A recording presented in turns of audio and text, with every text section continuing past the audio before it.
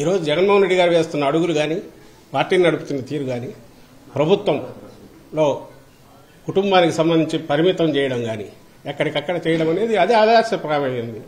ప్రజలు ఎన్నుకున్నది రాజకీయ పార్టీని, ఆ పార్టీ నాయకుడుగా అధినేతగా జగన్మోహన్ రెడ్డి గారి ఆలోచనలు నచ్చి and regional party more so in regional party ఎవరైతే దాన్ని హెడ్ చేస్తున్న నాయకుడు ఉన్నాడో ఆయన ఆలోచనలు, ఆయన వ్యవహార శైలి, ఆయన ఇవి దిశానిర్దేశం చేస్తాయి. ఆయన వాటిని బట్టే ప్రజలు కూడా జడ్జి చేసుకుంటారు. ఆ జడ్జి చేసుకోవడంలో జగన్మోహన్ రెడ్డి గారు ఒకరు, ఆయన ఇంకొక వారసత్వం కానీ ఇంకోటి కానీ అటు ఇటు లేదు, లేదా కుటుంబంలో పదవుల కోసం ఆయన ఇచ్చేయట్లేదు, పార్టీని హెల్దీగా ఉంచడానికి ఇలాంటి బంధాలకన్నిటికీ అతీతంగా నడుపుతున్నాడు అనేది ఆదర్శప్రాయమైంది. అది వద్దని ఆమె అనుకుంటుంటే అది చెప్పాలి, లేదు ఇట్లే ఉండాలి, దాంట్లో నాకు ఇంత వాటా రావాలని అనుకున్నాను, రాలేదంటే అదన్నా స్పెసిఫై చేయాలి.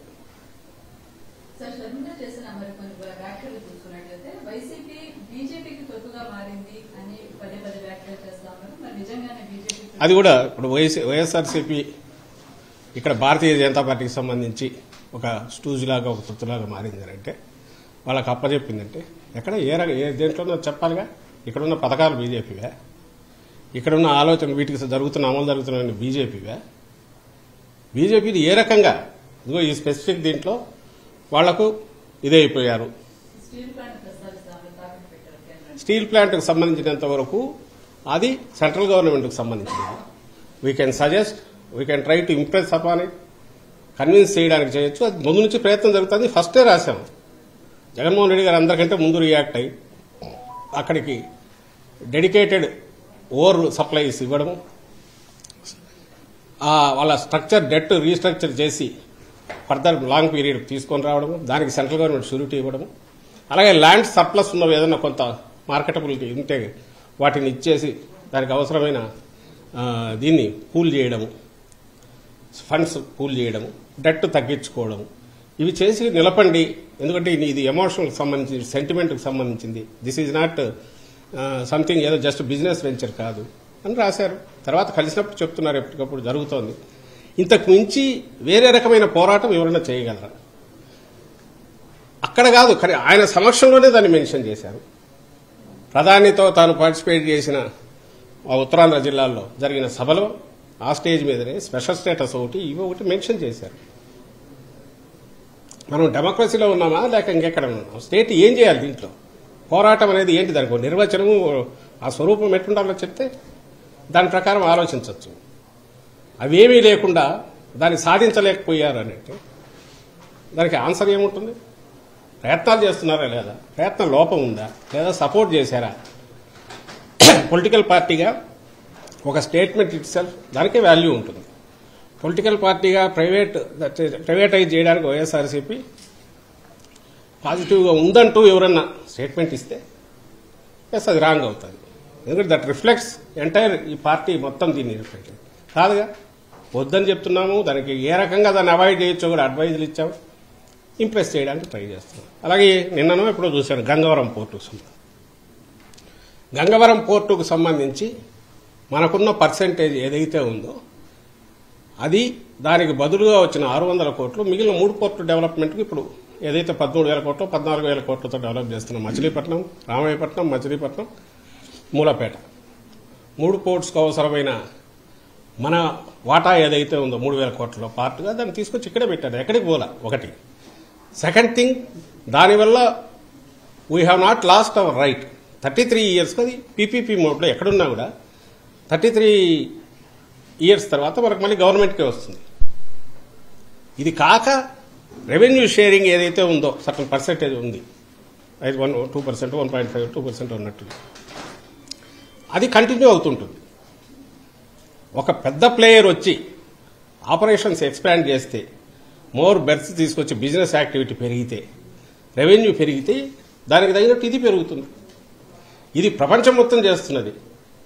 అండ్ ఇప్పుడు టేక్ ఓవర్ చేసిన గ్రూప్ పెద్ద గ్రూపు దానికి ఉన్న వాటేమంటారు ఇందులో ఈ లాజిస్టిక్ రిలేటెడ్ దీంట్లో ఉన్న ఎక్స్పర్టైజ్ కానీ ఎక్స్పీరియన్స్ కానీ లేదా ఇన్వెస్ట్మెంట్ పెట్టగలిగింది కానీ ఆల్రెడీ వాళ్ళు ఇన్వెస్ట్మెంట్ కూడా పెంచి పెద్ద చేస్తున్నారు.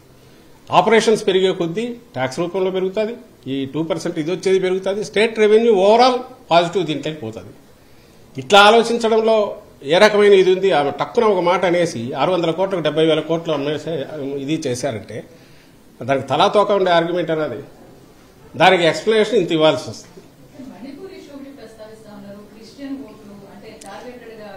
మణిపూర్ ఇష్యూ షర్మిలమ్మ వైఎస్ఆర్టీపీ అధ్యక్షురాలుగా ఎక్కడ తెలంగాణలో ఉన్నప్పుడే జరిగింది, మొదలుపెట్టింది. మరి అప్పుడు ఎందుకు మాట్లాడలేదో నాకు అర్థం కావట్లా. అప్పుడు ఆమె అజెండాలో ఎందుకు అర్థం లేదో నాకు అర్థం కావట్లా. మొన్న ఆవేశంగా క్వశ్చన్ చేశారు జగన్మోహన్ రెడ్డి గారిని. మరి అక్కడ ఎందుకు మాట్లాడాల? అక్కడ ఎందుకు పోరాటం చేయలే? ఇక్కడ ఇచ్చి రాగానే నేరుగా బీజేపీ ఇది ఎంబూఆర్ అంటూ మణిపూర్ ఇష్యూ తీసుకొని దాన్ని పెట్టి క్రిస్టియన్ వీళ్ళకి అన్యాయం జరిగింది, గుండెలు మండిపోతున్నాయని ఎందుకన్నారు? అజెండా క్లియర్గా కనపడట్లేదా? ఇది ఆమె అనుకున్నది కాదు. చంద్రబాబు నాయుడు గారు ఆయన లక్ష్యం 2-3 ఉన్నాయి. యాంటీ ఇన్కంబెన్సీ ఓటు ఏదైనా ఉంటే మొత్తం గొంపగుత్తుగా ఆయనకు రావాలి.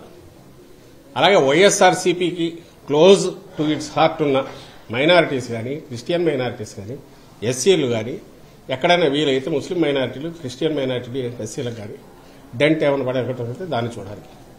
ఆ పర్పస్ కోసం ఆమెను తీసుకొచ్చారు. అందుకే ఆమెతో అవే మాటలు మాట్లాడిస్తున్నారు, అవే పలుకులు ఆమె రిపీట్ చేస్తున్నారు. అంతకు మించి మళ్ళీ ఆయనకు కొంచెం ఎక్కువైనా ఇష్టం లేదు. ఎందుకంటే యాంటీ ఇన్కంబెన్సీ ఓటు కొంచెం వాళ్ళు తీసుకోకపోతే అది మళ్ళీ తనకు ఎక్కడ దెబ్బ కొడుతుందో అని ఆయన భయం కూడా ఉంది. సో ఈ కంట్రోల్డ్ దీంతో నడుపుతున్న ఒక ప్రచారం, దుష్ప్రచారం రాదా ఆ స్ట్రాటజీ తప్ప చంద్రబాబు గారిది. అందులో ఈమె కేవలం ఒక చిన్న పావు, అంతకుమించి దీనికి వేరే ఇది లేదు.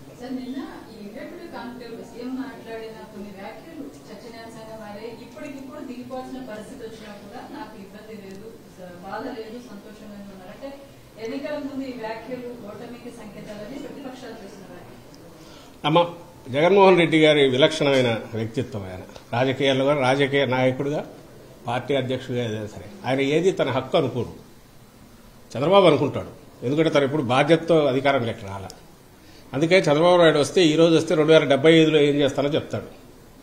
తను ఉండేదే ఎంతకాలం ఉంటాడో ఫిజికల్గా అది లెక్క పక్కకు తీస్తే 50-75 పెంచుకుంటూ పోతాడు. కానీ మన దేశంలో ఉన్న దీని ప్రకారం, మన రాజ్యాంగం ప్రకారం, మన ఎన్నికల వ్యవస్థలో 5 ఏళ్లకే ప్రజలు ఇచ్చింది అధికారం. ఆ స్పృహ పూర్తిగా జగన్మోహన్ రెడ్డి గారికి ఉంది కాబట్టి ఆ రోజైనా ఎన్నికలు 19 ఎన్నికలకు ముందైనా ఇప్పుడైనా ప్రజలే మొత్తం నిర్ణేతలు, ఓటర్ మొత్తం నిర్ణయిస్తారు. మనకున్న కాల పరిమితి 5 ఏళ్లు. 5 ఏళ్ల తర్వాత ఫ్రెష్గా వెళ్ళాలి, మళ్ళీ బ్లెస్సింగ్స్ కోరాలి. ఆ కోరేటప్పుడు మనం ఏమేం చేశామో చెప్పుకోగలగాలి. 19కి ముందు హోప్ క్రియేట్ చేశారు, ఇప్పుడు ఆ హోప్ను రియలైజ్ చేశారు కాబట్టి ఇవి చెప్పుకొని వెళ్తామంటూ